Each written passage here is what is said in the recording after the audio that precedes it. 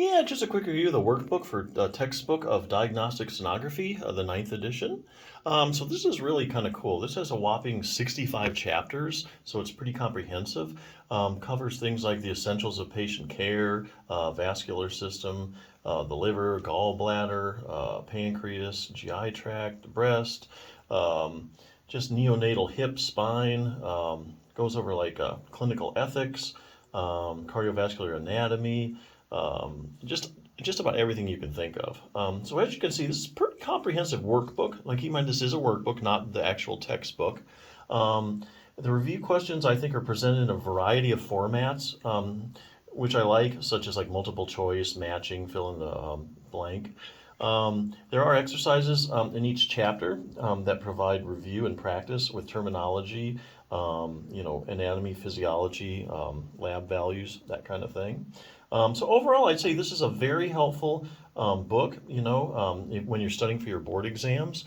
So definitely take it under consideration. Another thing, if you're going to get in the field or you've been in the sonography field a while, another resource out there is this book, Easy Exercises and Quick Fixes for Sonographers with Pain. As you may have already experienced if you're a sonographer, or before you get in the field, you might know some sonographers.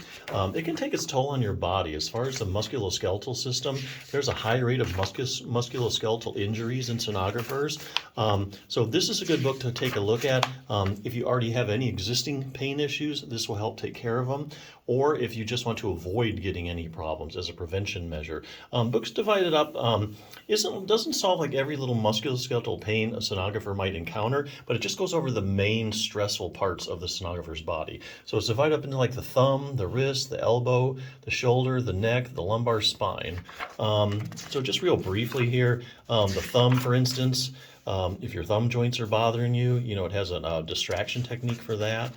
There's also a couple muscles, your abductor pollicis longus and your first dorsal interossei. They strengthen and support the thumb joint.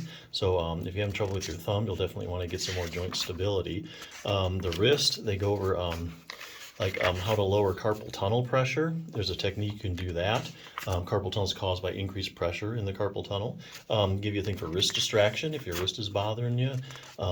Just about everything you can think of. Wrist strengthening. Let me go.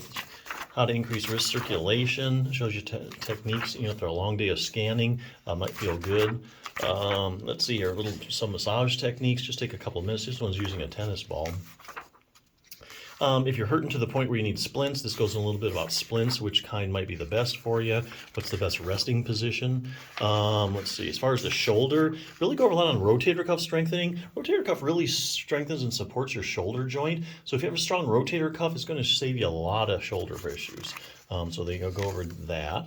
Have a rowing scapular stabilization exercise. Your whole shoulder sits on a base, which is your scapula or your shoulder blade. So if you don't have good stabilization of your shoulder blade, that could cause you shoulder problems.